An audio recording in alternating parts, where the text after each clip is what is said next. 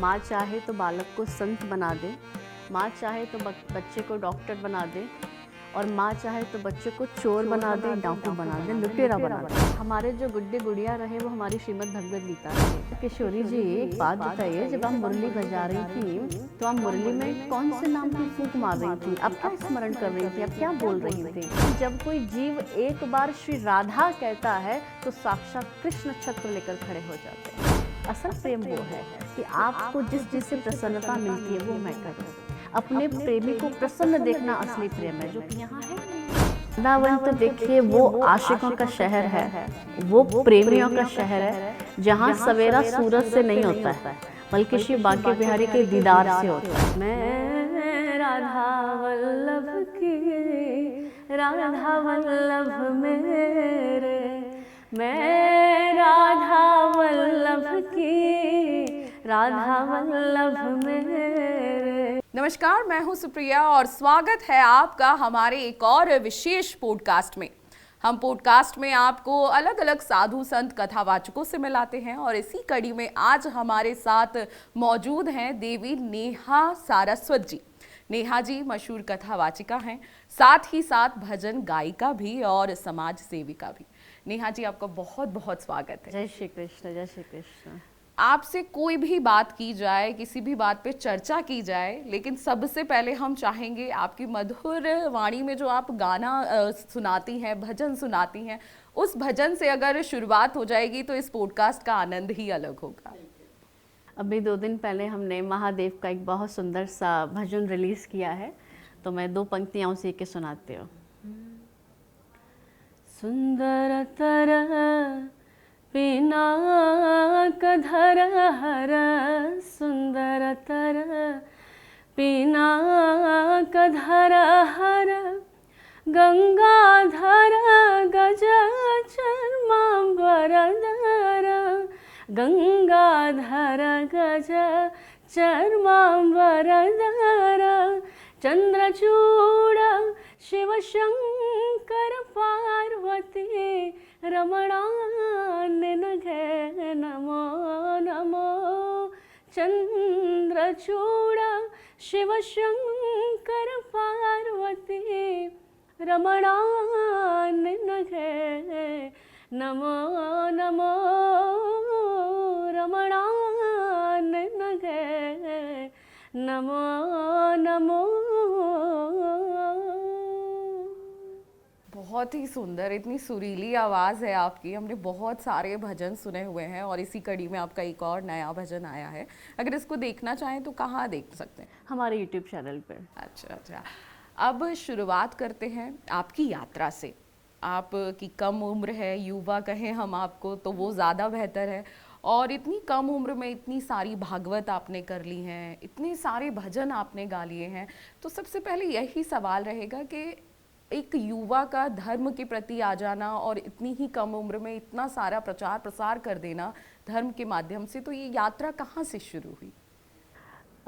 ये यात्रा बचपन से शुरू हुई, क्योंकि बचपन एक वो समय होता है कि जब बच्चा क्या बनने वाला है, क्या नहीं बनने वाला, क्या जीवन होने वाला, ये उसकी रूपरेखा बचपन में निर्धारित हो जाती है।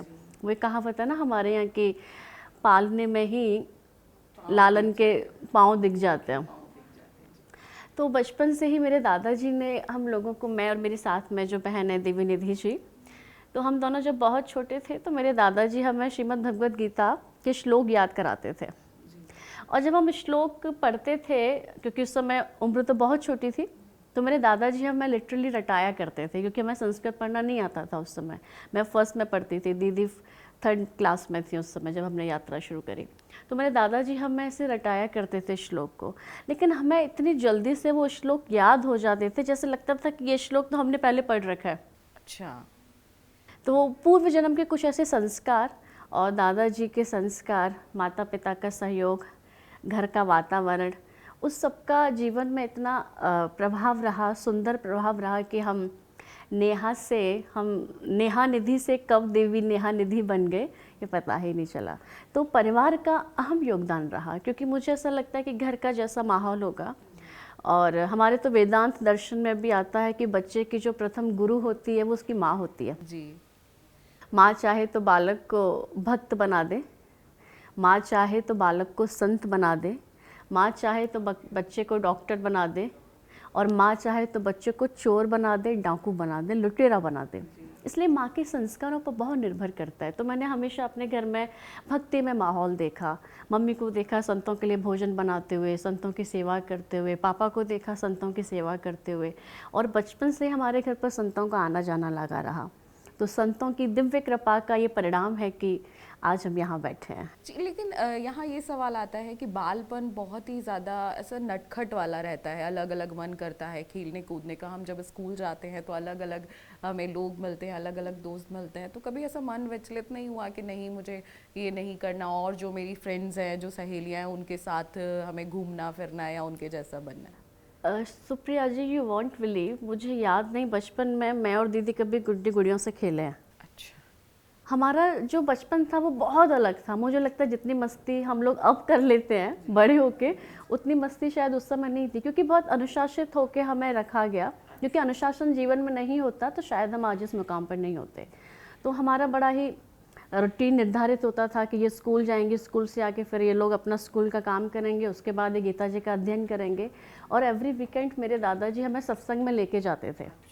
तो और बच्चों की तरह बचपन नहीं रहा, और हमारे जो गुड्डे गुड़िया रहे वो हमारी श्रीमद् भगवद गीता रही। हम उनके साथ खेला करते थे, हम उनके साथ हमारे तकिए के नीचे ऑलवेज गीता जी रहती थी, क्योंकि हम लोग रात में गीता पढ़ते पढ़ते सो जाया करते थे। वो हमारा जीवन रहा है। उसका भी एक अलग ही आनंद बहुत आनंद, जब हम उन दिनों को बैठ के याद करते हैं तो हमें लगता है कि कितना सुंदर बचपन रहा हमारा, कि क्योंकि बचपन ही आपके आगे जीवन का निर्माण करता है।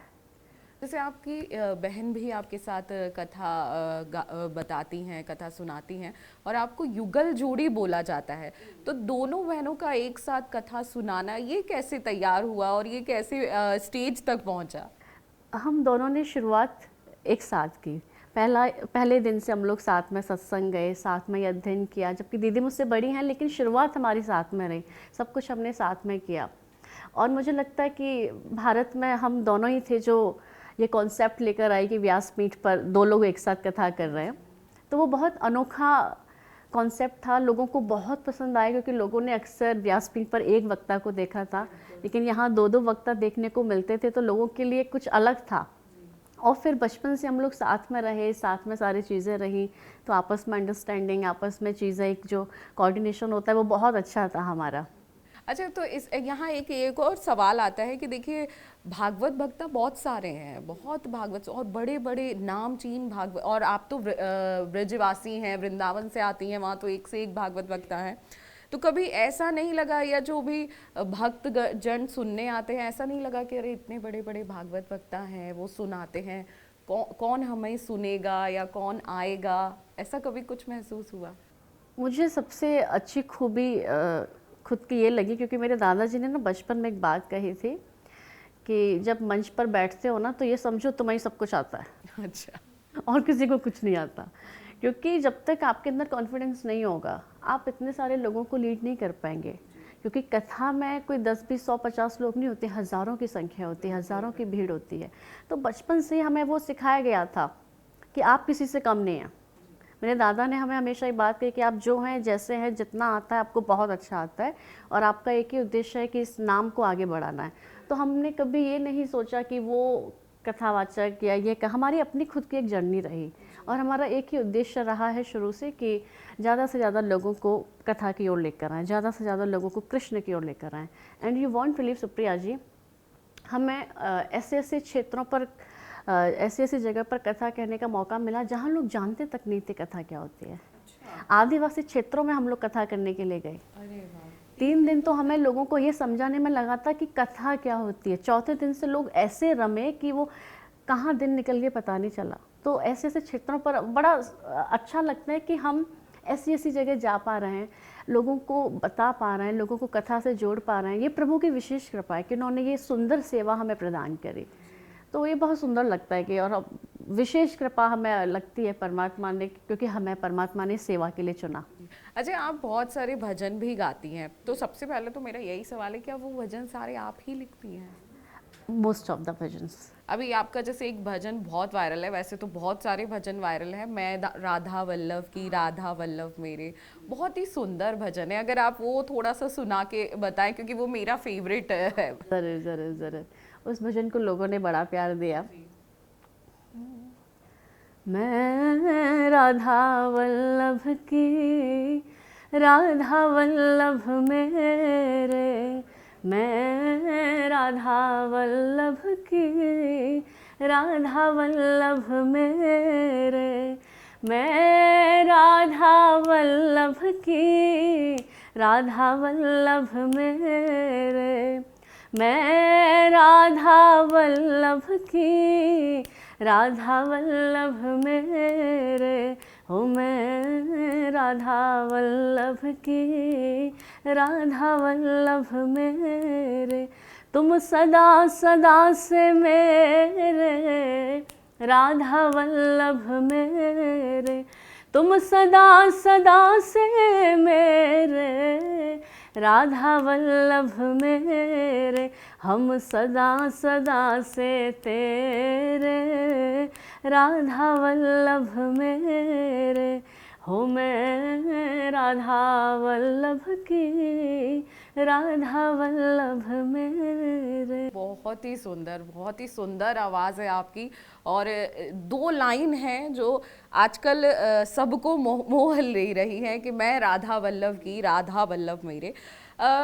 राधा जी का जो नाम है, जो राधा जी का संकीर्तन है, आजकल बहुत ही ज़्यादा चलन में है, या ये हम लोग कहें आजकल की भाषा में कि बहुत ही ज़्यादा ट्रेंड में है।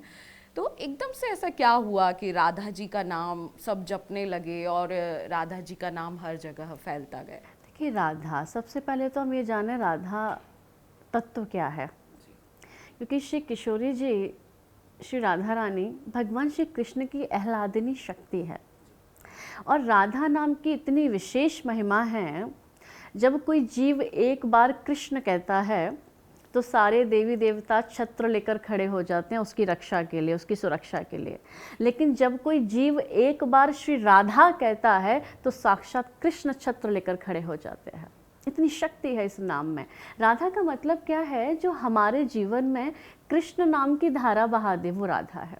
क्योंकि किशोरी जी की कृपा के बिना कृष्ण आपको प्राप्त नहीं हो सकते।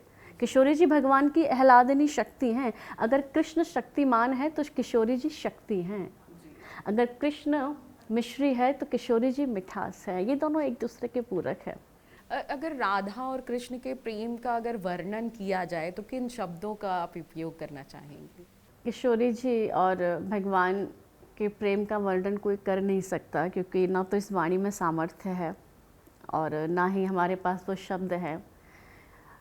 प्रेम शब्द की उत्पत्ति ही यहाँ से होती है। असली प्रेम क्या है ये यहाँ देखने को मिलता है।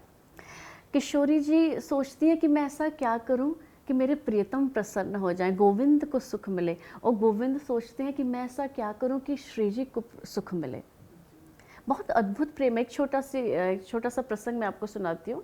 एक बार राधा रानी अपनी सखियों के साथ निकुंज में बैठी थी, तभी वहाँ पर श्याम सुंदर आए। तो किशोरी जी ने बड़े प्रेम से कहा, श्याम सुंदर लाइए अपनी मुरली दीजिए, हम आपकी मुरली बजाएंगे। तो ठाकुर जी ने कहा, किशोरी जी ये मुरली आपसे नहीं बजेगी। राधा रानी बोली, अरे ऐसा कौन सा काम है जो हम नहीं कर सकती, लाइए आप मुरली दीजिए। अब किशोरी जी ने मुरली ली और बजाना शुरू किया। बहुत देर हो गई फूंक मारते मारते, लेकिन मुरली बजने का नाम नहीं ले रही। अब तो किशोरी जी अपनी सखियों से बोली, देख रही हो सखी, श्याम सुंदर ने इस मुरली पर भी कोई जादू कर दिया, कोई टोना कर दिया, ये बजने का नाम नहीं ले रही।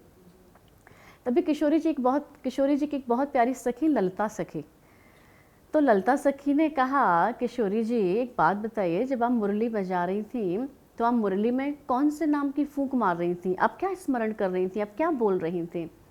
तो किशोरी जी ने कहा, ललिते ये भी कोई पूछने की बात है, मैं तो कृष्ण नाम बोल रही थी, मैं तो कृष्ण नाम की फूंक मार रही थी।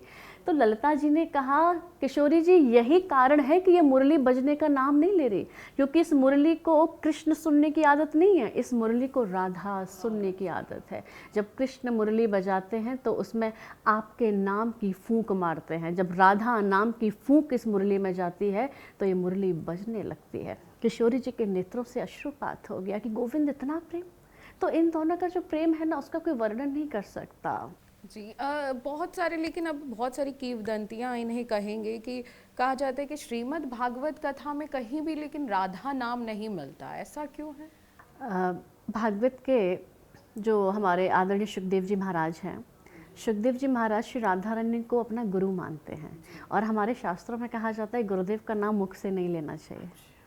एक तो पहला कारण ये। दूसरा कारण ये था कि सुखदेव जी की ऐसी स्थिति थी कि अगर वो एक बार अपने मुख से राधा नाम कहते थे तो ना जाने कितने महीनों के लिए समाधि में चले जाते थे। और जो राजा परीक्षित जिनको कथा सुनानी थी, उनके पास केवल 7 दिन थे, और 7 दिन में परीक्षित को मोक्ष प्राप्त कराना था। तो Sukhdev ji was being very mindful कि भाई अगर हमने गलती से भी किशोरी जी का नाम ले लिया ना तो परीक्षित बैठा रह जाएगा, इसकी मुक्ति नहीं हो पाएगी। ये बहुत सुंदर सुंदर भाव यहाँ संतों ने कहे हैं। जी, अगर ऐसी चीज़ें लोगों तक पहुंच जाएं, क्योंकि बहुत सारे लोग बोलते हैं कि श्रीमद् भागवत जी में तो राधा का नाम नहीं है, तो कृष्ण से पहले राधा का नाम क्यों? तो ये लोगों को समझने की ज़रूरत भी है, और आपके माध्यम से और इस पॉडकास्ट के माध्यम से हम लोगों तक ये बातें पहुंचाते हैं जो जानना ज़रूरी है।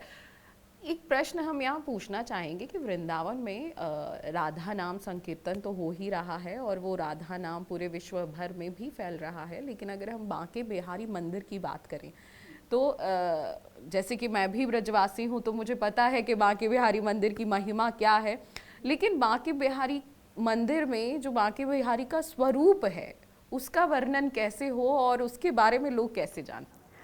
हमारे जो बिहारी जी महाराज हैं, जुगल स्वरूप एक मूरत में, लखो बिहारी जी सूरत में। ये जो हमारे बिहारी जी महाराज हैं, ये जुगल स्वरूप में विराजमान हैं। अर्ध भाग में श्री किशोरी जी हैं और अर्ध भाग में श्री ठाकुर जी हैं। जुगल स्वरूप में एक स्वरूप में आपको दोनों का दर्शन प्राप्त होता है। और बिहारी जी महाराज तो अद्भुत हैं। श्री स्वामी जी हरिदास जी स्वामी जी ने बांके बिहारी को प्रकट किया और बड़ी कृपा करी स्वामी जी महाराज ने। मुझे लगता है बिहारी जी से ज़्यादा कृपा तो स्वामी जी ने हमारे ऊपर करी, जो बिहारी जी को प्रगटाया। तो आज इतने अनोखे ठाकुर के दर्शन हमें प्राप्त हो रहे हैं।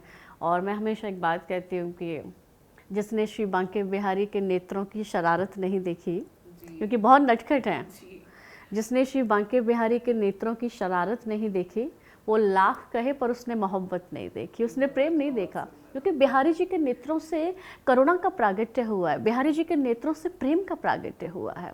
तो अद्भुत है श्री बिहारी जी महाराज। तभी वहाँ बांके बिहारी मंदिर में बार बार पर्दा लगता है और बार बार खुलता है। अच्छा, उसके पीछे क्या कहानी है? अब देखिए, सब ना अपना मीठा मीठा भाव यहाँ कहते हैं। तो एक संत बड़ा मीठा भाव कहते हैं कि जब पर्दा लगता है तो ठाकुर जी किशोरी जी से पूछते हैं, किशोरी जी भक्त आ गया, कृपा कर दें क्या?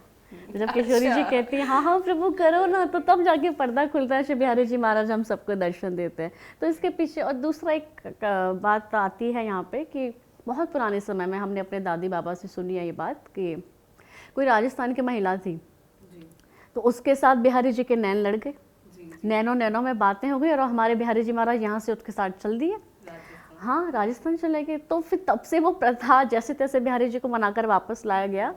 तो तब से वो सिस्टम ऐसा किया गया है, पुजारियों ने सोचा कि अब हम इनके नैन मिलने ही नहीं देंगे। जैसे ही नैन मिलने का टाइम आता है तुरंत पर्दा लगा देते हैं। हाँ, वीडियो भी नहीं बनाने देते वो लोग, पर्दा लगाए रखते हैं। मैंने नोटिस करा है, हम लोग कई बार शूट करने गए हैं वहाँ। क्योंकि हमारे बिहारी जी ऐसे कि अगर आपके साथ उनके नैन लड़ गए तो वो आपके साथ चल देंगे। बहुत करुणा के सागर हैं बिहारी जी महाराज। को जैसे और मंदिरों में पट खुलने का सुबह सुबह टाइम होता है, बिल्कुल कहा जाता है कि सूर्योदय से पहले ही पट खुल जाते हैं, लेकिन बांके बिहारी मंदिर में पूरी टाइमिंग अलग है। आराम से बांके बिहारी जी उठते हैं, उनका जो सोने का टाइम भी है वो भी पहले हो जाता है, सायंकाल की आरती भी पहले हो जाती है। तो ये क्या प्रोसेस है वहाँ? सबकी ना सेवा परंपराएं अलग होती हैं। हमारे जो आचार्य हुए उन्होंने जैसी जैसी सेवा परंपराएं रखी वैसी वैसी आज तक चलती आ रही हैं।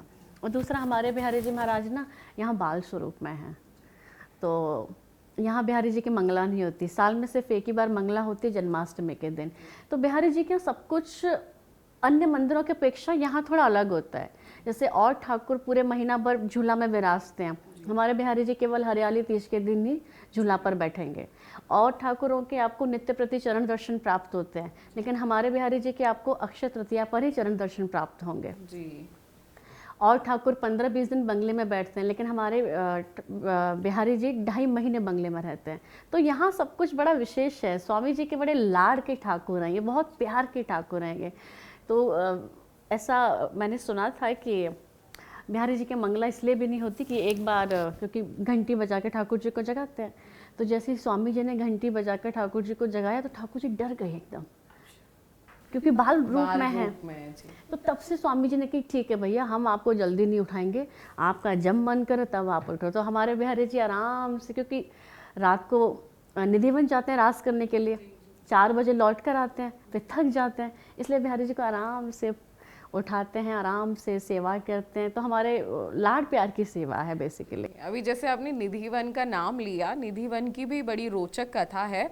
और वहाँ जैसे हम लोगों ने देखा है आम तुलसी का पौधा छोटा सा होता है, लेकिन वहाँ एक अद्भुत तुलसी के पेड़ समान जितने भी पौधे हैं वो मतलब अपनी ही एक अलग कलाकृति में वहाँ है। तो उसकी क्या कहानी है अगर जानना चाहें? निधिवन वो स्थान है जहाँ श्री बांके बिहारी जी प्रकट हुए थे, निधिवन राज में।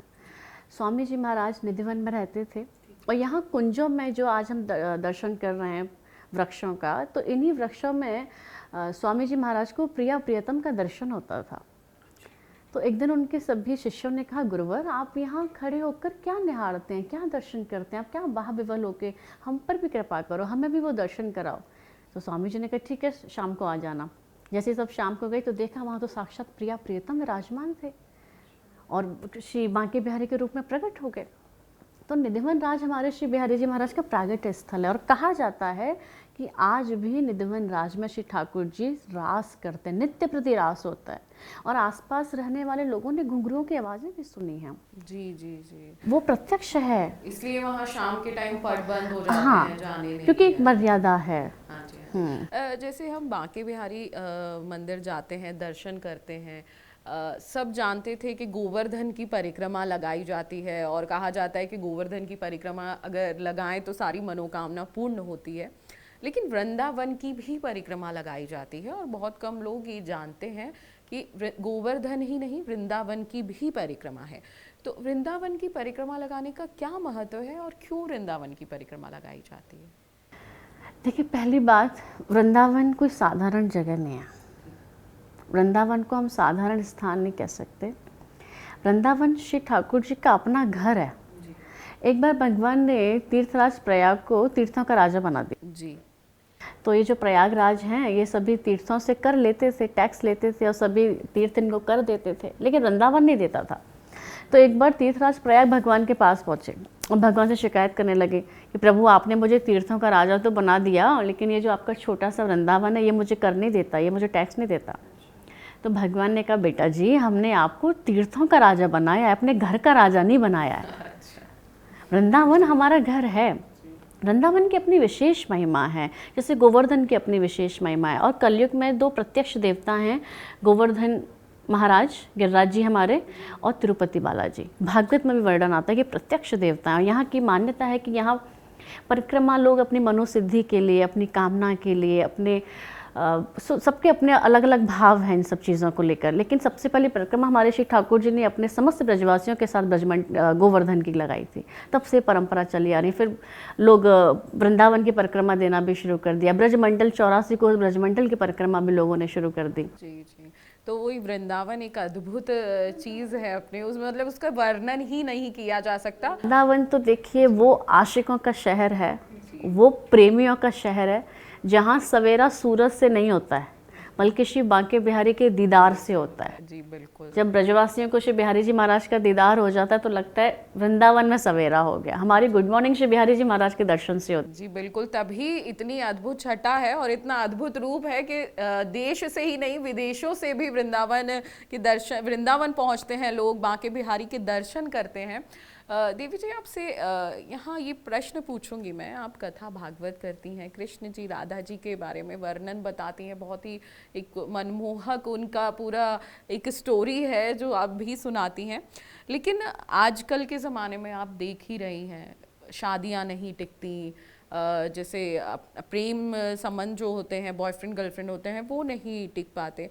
तो आप भी युवा हैं, तो युवाओं को कैसे समझाया जाए कृष्ण और राधा का प्रेम, या ये कह लें कि असल प्रेम क्या होता है, कैसे समझा जाए? असल प्रेम वो प्रेम है जिस प्रेम में अपने सुख की कामना नहीं है, प्रेमी के सुख की कामना है। और जहाँ पर ये भावना है वहाँ रिश्ते बहुत सुंदर हैं, लेकिन जहाँ पर ये भावना है कि ये मुझे क्या प्रदान करे, ये मुझे कैसे सुखी रखे, ये मुझे मेरे लिए क्या कर दे, यहाँ पर प्रेमी के सुख की कामना नहीं है, यहाँ अपने सुख की कामना है। इसलिए आज इतने क्लेश हो रहे हैं, आज इतने विवाद हो रहे हैं, घर टूट रहे हैं, क्योंकि यहाँ इतनी आशाएं है ना आपसे कि आप मेरे लिए क्या कर दें। यहाँ पर ये भाव नहीं होना चाहिए, यहाँ भाव ये होना चाहिए कि मैं आपके लिए क्या कर दूँ। असल प्रेम वो है कि आपको जिस चीज़ से प्रसन्नता मिलती है वो मैं करूँ। अपने प्रेमी को प्रसन्न देखना असली प्रेम है, जो कि यहाँ है ही नहीं। यहाँ सब स्वार्थ के रिश्ते हैं। जब तक आपके साथ स्वार्थ सिद्ध हो रहा है तब तक आप बहुत अच्छी पत्नी हैं, तब तक आप बहुत अच्छी बहन हैं, तब तक आप बहुत अच्छे मित्र हैं। जैसे ही स्वार्थ सिद्धि खत्म हो जाएगी उसके बाद आप में कमियां ही कमियां। तो ये संसार बहुत विचित्र है। यहाँ लोग अपने शर्तों के हिसाब से, जब मक्खी चाय में गिर जाती है तो चाय फेंक देते हैं, लेकिन वही मक्खी 20 किलो घी के डिब्बे में गिर जाती है तो मक्खी को फेंक देते हैं। दोनों ही कंडीशन में मक्खी एक है, लेकिन यहाँ लोग अपने अपने हिसाब से आपको इस्तेमाल करेंगे। संसार में असली प्रेम नहीं है, संसार में प्रेम हो ही नहीं सकता है। प्रेम केवल और केवल परमात्मा के श्री चरणों में, और परमात्मा से ही सच्चा प्रेम हो सकता है। संसार के रिश्तों से सिर्फ, संसार के लोगों से सिर्फ रिश्ते चलाए जा सकते हैं, असल प्रेम नहीं है। जी बिल्कुल। और अगर मान लीजिए कि कोई कहे कि मुझे असल प्रेम करना है और ये सारी भावनाएं मेरे अंदर आ जाती हैं, लेकिन मैं उस व्यक्ति से बहुत प्यार करती हूँ, जैसे कृष्ण ने राधा को किया था, राधा ने कृष्ण को किया था, ऐसा अगर कोई बोलता है तो आपका उस पर क्या सोचना है? पहली बात, ना तो कोई ऐसा प्रेम कर सकता है जो प्रेम किशोरी जी ने भगवान से किया और भगवान ने किशोरी जी से किया। लोग बहुत सरल शब्दों में और बहुत आसानी से राधा कृष्ण का उदाहरण दे देते हैं, लेकिन ये बहुत जटिल प्रेम है, ये आसान नहीं है। सिर काट कर हाथ पर रखने की जब शक्ति हो ना, तब प्रेम के पथ पे चलना चाहिए। और कौन लोग हैं ऐसे जो सिर काट के हाथ पर लेके चलते हो? प्रेम भले ही 2 शब्द हो, लेकिन प्रेम का मतलब बहुत बड़ा है। प्रेम कोई साधारण चीज़ नहीं है। प्रेम जिससे हो जाता है फिर जीवन में कभी उसके प्रति कोई और भाव आ ही नहीं सकता है। यहाँ कैसा प्रेम है कि 2 महीने आप उसके जिगर के टुकड़े, तीसरे महीने आपने जैसे कुछ गड़बड़ किया तो मैं आपको जानता नहीं, मैं आपको पहचानता नहीं, ब्रेकअप, ये सब सांसारिक, मुझे लगता है कि this is all time pass kind of thing, this is not love. जी जी जी। तो असल प्रेम क्या है, आपने बहुत ही अच्छा उदाहरण दिया हमें। हम लोग पूछना चाहेंगे, क्योंकि आप भी युवा हैं और आजकल युवा भक्ति की तरफ बहुत बढ़ता चला जा रहा है, शायद आप इस बात को मानेंगी। और एक उसका कारण मुझे बताइए कि ऐसा क्या है कि सारे युवा भक्ति की तरफ बढ़ते चले जा रहे हैं, और जो युवा नहीं है भक्ति को ऐसे मानते हैं कि अरे ये तो ओल्ड फैशन है, माँ बाप करते हैं, उनके लिए क्या कहना चाहेंगे? देखिए, कोविड के बाद सबको समझ आ गया कि भगवान के बिना काम नहीं चलेगा, और ये बात जितनी जल्दी हमें समझ आ जाए उतना अच्छा है। चाहे वो किसी भी एज ग्रुप का व्यक्ति है, चाहे युवा है, चाहे वृद्ध है, चाहे किसी भी एज ग्रुप का व्यक्ति है, इस बात को बहुत जल्दी हमें समझना चाहिए कि बिना परमात्मा के जीवन नहीं चल सकता है। क्योंकि आज आप कितने भी ऊंचे पद पर बैठ जाइए, कितनी भी ऊंची आपकी पोस्ट हो जाए, प्रधानमंत्री की कुर्सी पर भी आप बैठ जाइए, लेकिन आपकी बिगड़ी को भगवान के अलावा कोई बना नहीं सकता है। भगवान सर्वशक्तिमान है। तो आप सबको समझ आ गया कि बिना भगवान के भवसागर से पार नहीं हो पाएंगे, संसार की नैया नहीं चल पाएगी। जब जीवन में कोई कष्ट आता है तो जब सब छोड़ के चले जाते हैं तब एक ही दरवाज़ा है जो दिखाई देता है, वो होता है परमात्मा का द्वार। और ये बात सबको समझ आ गई, क्योंकि सबके जीवन में उथल पुथल मची हुई है। अगर जैसे यहाँ ये पूछें कि अक्सर बहुत सारे लोग हमें मिलते हैं, हमारे दोस्त, फैमिली, फ्रेंड्स, वो बोलते हैं कि अरे हम तो भगवान से बहुत प्रार्थना करते हैं, कैसे भगवान पे विश्वास किया जाए, वो तो हमारी सुन ही नहीं रहे, या मैं प्रार्थना तो करती हूँ लेकिन भगवान मेरी एक भी बात नहीं सुनते हैं या देर से सुनते हैं, इसका क्या कारण हो सकता है? देखिए, परमात्मा इतने कृपा के सागर हैं, इतने करुणा के सागर हैं। परमात्मा, लोग कहते हैं ना कि हमारी पुकार नहीं सुनते, उनके लिए मैं कहना चाहूँगी, बांके बिहारी एक चींटी के पैरों में बंधे हुए घुंघरू की आवाज़ भी सुनते हैं। जब एक चींटी के पैरों में बंधे हुए घुंघरू की आवाज़ वो परमात्मा सुन सकता है, तो क्या आपकी आवाज़ नहीं सुनेगा? क्या आपकी पुकार नहीं सुनेगा? और वो आपके लिए बेहतर जानते हैं कि आपके लिए क्या अच्छा है। आज आपने आपका आज देखा है, लेकिन उन्होंने आपका कल भी देखा है। इसलिए जो आप चाहते हैं वो आपको मिल जाए, ये है प्रभु कृपा। लेकिन जो आप चाहते हैं वो आपको नहीं मिला, ये है प्रभु इच्छा। और प्रभु कृपा और प्रभु इच्छा दोनों ही मंगलमय होती है। मैं हमेशा एक बात कहती हूँ, जो आप चाहते हैं वो हो जाए तो मिठाई बांटो, प्रसन्न रहो, आनंद मनाओ। लेकिन जो आप चाहते हैं वो अगर नहीं होता है तो मिठाई तो बांटो, लेकिन ढोल बाजे के साथ बांटो। क्योंकि अगर आपका सोचा हुआ इस बार नहीं हुआ तो अब उनका सोचा हुआ होगा। और जब उनका सोचा हुआ होता है ना, वो बहुत मंगल होता है। क्योंकि भगवान कौन है? मंगल भवन अमंगल हारी। भगवान मंगल करने वाले हैं, अमंगल का नाश करने वाले हैं। इसलिए जीवन में जो हो रहा है, जैसा हो रहा है, होने दीजिए। क्योंकि परमात्मा ने पहले ही रच रखा है। हो ही सो जो राम रच राखा।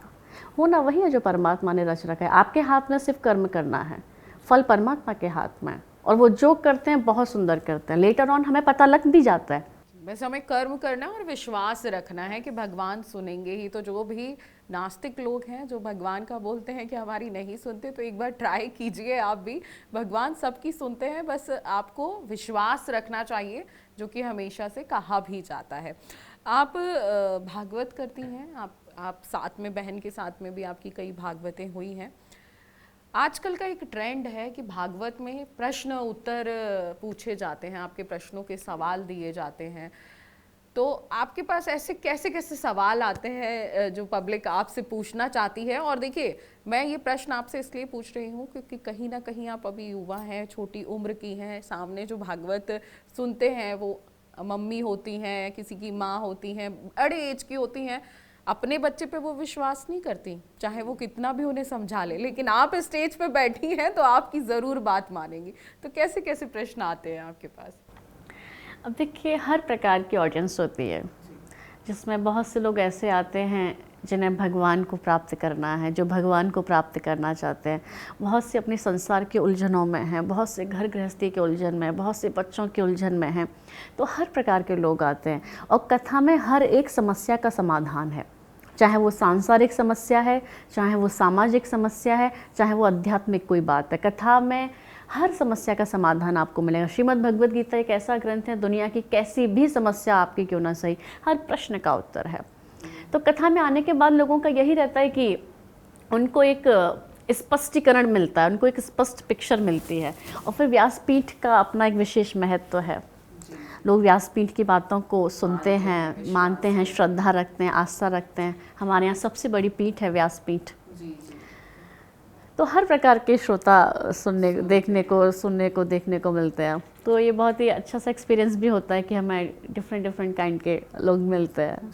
अच्छा, आपने अभी कहा कि कुछ लोग भगवान को पाना चाहते हैं, तो क्या ये संभव है? हम भगवान को पा सकते हैं? बिल्कुल, भगवान को पाना सबसे सरल बात है। मुझे ऐसा लगता है दुनिया में कुछ भी पाना बहुत कठिन है, क्योंकि बहुत प्रयास करना पड़ता है, बहुत मेहनत करनी पड़ती है। लेकिन भगवान को पाना बहुत आसान है। भगवान को पाने के लिए सिर्फ निर्मल मन की आवश्यकता है, उनसे प्रेम करने की आवश्यकता है। और जैसे कहा जाता है कि नाम जाप आजकल बहुत हो गया, हर कोई चैंटिंग करता है, नाम जाप करता है। नाम जाप करने के फ़ायदे क्या क्या होते हैं? क्योंकि आज के दौर में तो हर कोई अपना फ़ायदा ही सोचता है कि अगर मैं ऐसा करूँगा तो मेरे साथ ऐसा होगा। तो अगर हम नाम जाप करते हैं तो उसके क्या फ़ायदे हो सकते हैं? कलयुग केवल नाम आधारा, सुमिर सुमिर नर उतरहि पारा। कि नाम जप करने से आप बड़े आसानी से भवसागर से पार हो सकते हैं। बहुत बड़े बड़े साधन करने की आवश्यकता नहीं है, तपस्या करने की आवश्यकता नहीं है, क्योंकि ना तो कोई व्यक्ति करना चाहता है, ना ही लोगों के पास समय है। तो कलयुग में बहुत सहूलियत दी गई। अन्य युगों में भगवान को प्राप्त करना बहुत कठिन था। हजारों वर्षों की तपस्या करनी पड़ती थी, तब करते थे हमारे ऋषि मुनि। तब कहीं जाकर क्षण भर के लिए उनको गोविंद का दर्शन होता था।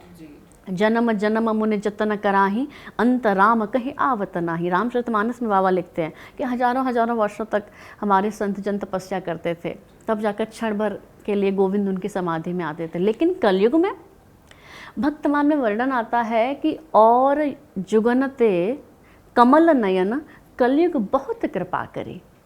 कि हे प्रभु, आपने और युगों की अपेक्षा इस कलयुग पे बड़ी कृपा करी है कि केवल आपका नाम स्मरण करने मात्र से, केवल आपका नाम जपने से हम भवसागर से पार हो जाते हैं, और हमें क्या चाहिए। और जब जीव भगवान का नाम स्मरण करता है, मैं हमेशा एक बात कहती हूँ, लोग अक्सर मेरे पास ये प्रश्न आता है, इसलिए आज जीवांजलि के माध्यम से मैं बात कहूँ कि लोग कहते हैं कि हम भगवान को इतना याद करते हैं, तो क्या हमें भगवान याद करते होंगे। अच्छा। हाँ, लोगों को लगता है कि हम तो इतना उनको याद करते हैं, उन्हें हमारा होश रहता होगा। तो मैं उनसे कहना चाहूँगी, भैया आप निरंतर भगवान का स्मरण करते रहो। जब आप निरंतर भगवान का स्मरण करोगे तो याद आएगी उनको कभी ना कभी। अब आप विचार कीजिए, आप किसी मार्केट में जा रही हैं और मैंने आपको पहचान लिया।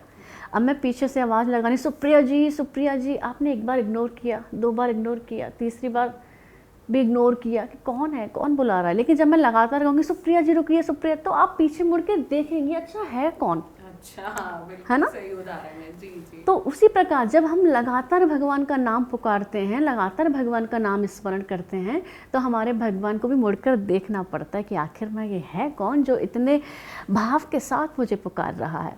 तो ना याद आएगी उनको कभी ना कभी, कृष्ण दर्शन भी देंगे कभी ना कभी।